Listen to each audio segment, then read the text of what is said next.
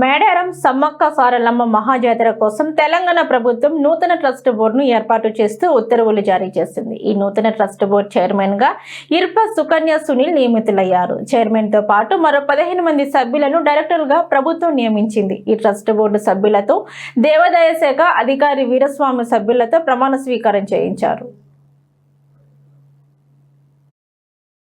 ములుగు జిల్లాకు ధర్మకర్తగా నియమించబడినందున ఈ రోజు పదవి స్వీకరించుచు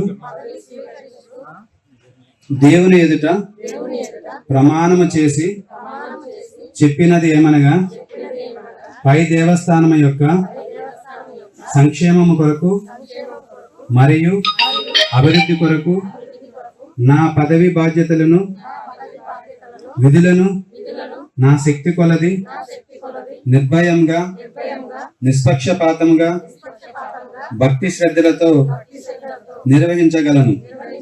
ధర్మకర్తగా తెలంగాణ హిందూ ధార్మిక ధర్మ మత సంస్థల దేవాదాయ శాఖ చట్టం 30/87 జారీ చేసిన నియమాలను ఉత్తర్వులను గౌరవించదను.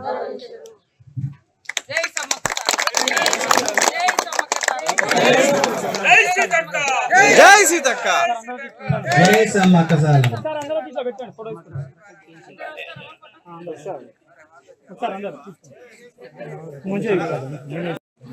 శ్రీ సమ్మక్క సారలమ్మ దేవస్థానం